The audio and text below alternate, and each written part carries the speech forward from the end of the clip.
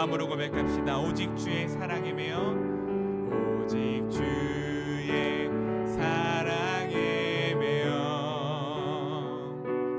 내 영 기뻐 노래합니다. 이 소망의 언덕 기쁨의 땅에서 주께 사랑 드립니다. 오직 주의 임재 안에 갇혀 내 영 기뻐 찬양합니다. 이 소명의 언덕 거룩한 땅에서 주께 경배드립니다. 주께서 주신 모든 은혜 나는 말할 수 없네. 내 영혼 즐거이 주 따르렵니다. 주께 주 사랑이 나를 숨쉬게. 오늘 말씀은 야고보서 3장 1절에서 2절까지의 말씀입니다. 내 형제들아, 너희는 선생된 우리가 더 큰 심판을 받을 줄 알고 선생이 많이 되지 말라. 우리가 다 실수가 많으니 만일 말에 실수가 없는 자라면 곧 온전한 사람이라 능히 온 몸도 굴레 씌우리라. 아멘. 야고보서 말씀을 묵상하면서 계속 말에 대한 교훈을 받고 있습니다. 요즘 뉴스에 보면 말들의 잔치라고 할 정도로 정치권이나 매스컴은 많은 말들을 쏟아내고 있습니다. 그런데 자기가 했던 그 말로 인해서 그게 말 실수가 되고 그 자리에서 물러나는 일들도 심심치 않게 보게 됩니다. 1절에 보시면 내 형제들아, 너희는 선생된 우리가 더 큰 심판을 받을 줄 알고 선생이 많이 되지 말라, 이렇게 교훈합니다. 이 당시에는 동네마다 돌아다니면서 가르침을 전하는 교사들이 있었습니다. 그 중에는 물론 거짓 교사들도 있었죠. 그들은 수사학이라는 학문을 통해서 논리를 배우고 그 기법에 의해 자신의 생각을 가미해서 사람들을 가르치곤 했습니다. 이 당시에는 사람들이 얼마나 그 사람의 연설을 많이 들어 왔느냐에 따라서 그 말하는 선생의 재정적인 수입이 확보되곤 했습니다. 청중이 조금 모이면 수입이 작게 되는 것이고 청중이 많이 몰려오면 많은 수입을 올리곤 했습니다. 그러다 보니까 어떤 현상이 있었을까요? 사람들이 듣기 좋아하는 자극적인 말들을 주제로 삼아서 전달하려 했던 것이죠. 요즘과 비슷하지 않습니까? 유튜버들이 그렇게 하죠. 남을 가르칠 수 있다는 것은 분명히 특별한 위치에 있다는 것을 의미하는 것입니다. 그러나 야고보는 오늘 본문에서 선생이 많이 되지 말라고 경고를 하고 있습니다. 이 말씀을 하는 의도가 무엇일까요? 선생이라고 하는 위치는 언제나 많은 말들을 할 수밖에 없고 많은 말들이 오가다 보면 또한 실수도 많아지게 되는 것이 사실입니다. 아무리 훌륭한 말이라도 듣는 사람에 따라서 그 말에 따라 실족할 수가 있게 되는 것이 말입니다. 이러한 점을 감안한다면 선생이라고 하는 위치는 매우 위험할 수도 있는 자리인 것 같습니다. 오늘 세대에는 많은 선생들이 존재합니다. 그들은 사회에 작은 논쟁거리가 하나 나타날 때마다 각자 자신의 논리로 사람들을 가르치려 합니다.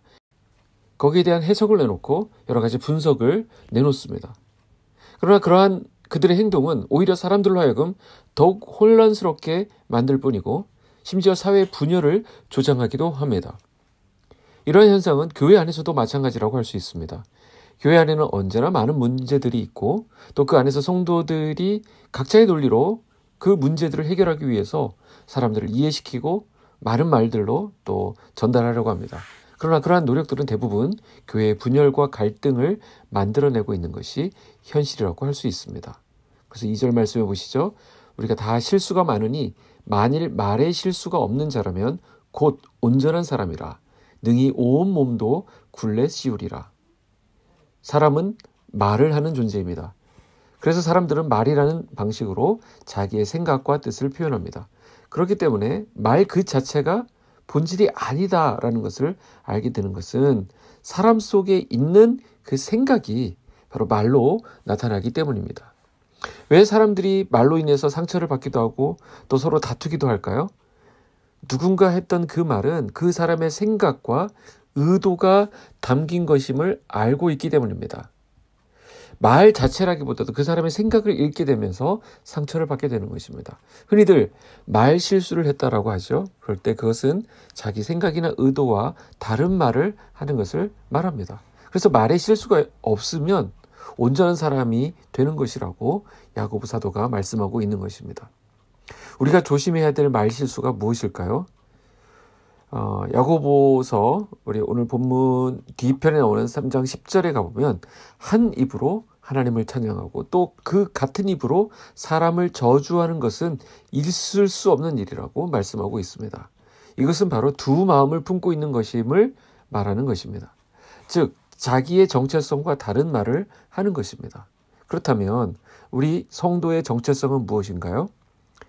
우리 안에 하나님께서 거하고 계신다는 것입니다. 그렇기 때문에 우리의 입술로 내 안에 계신 그 하나님이 표현되어야 한다는 것이죠. 그것이 우리의 존재 목적이자 우리의 정체성이 되는 것입니다. 그러니까 하나님이 드러나지 않는 말, 내가 말하는 그 대상에게 하나님의 아름다움을 표현하지 못하는 말은 반드시 말 실수로 이어지게 됩니다.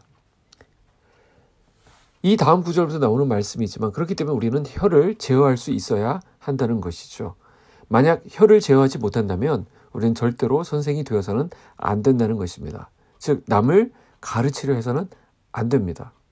혀를 제어하지 못하다가는 결국에는 이런 사람들은 다른 사람의 부족, 약한 부분, 약점을 끄집어내고 비판하는 자리에 서게 될 것입니다. 그런데 놀랍게도 그런 대부분의 말들은 자기 스스로의 기준에서 나온 말들일 뿐입니다. 하나님의 말씀과는 전혀 상관이 없는 것이죠. 뿐만 아니라 자신의 입으로 뱉은 그 말이 돌아와서 자기 자신을 심판할 것이기 때문입니다. 말은 우리의 삶을 위대하게 만들 수도 있습니다. 그러나 반대로 부끄럽게 만들 수도 있습니다. 오늘 저와 여러분을 통해서 나가는 그 말이 주님의 말씀으로 제어될 수 있도록 기도합시다. 오늘 하루 내 말을 듣는 사람들이 힘을 얻고 위로를 받고 긍정적인 생각을 가질 수 있도록 주님의 도우심을 구하시는 이 아침이 되시기를 축복합니다. 기도하겠습니다. 하나님 아버지 감사합니다. 오늘 우리에게 말씀 주시고 오늘 또 하루를 시작하게 하시니 감사를 드립니다. 우리가 말할 수 있게 해주셔서 감사합니다. 우리가 하는 말로 사람들을 살리고 일으키고 힘을 주고 소망을 주고 꿈을 줄 수 있는 말이 될 수 있도록 하나님 우리 말에 하나님의 은혜를 더하여 주시옵소서. 우리 말 때문에 상처받는 사람 없게 하여 주시고 힘들어하는 사람 없도록 하나님께서 함께하여 주시옵소서.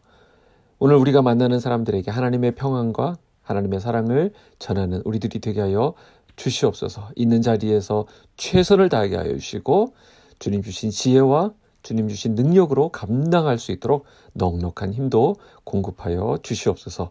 예수님의 이름으로 기도하옵나이다. 아멘.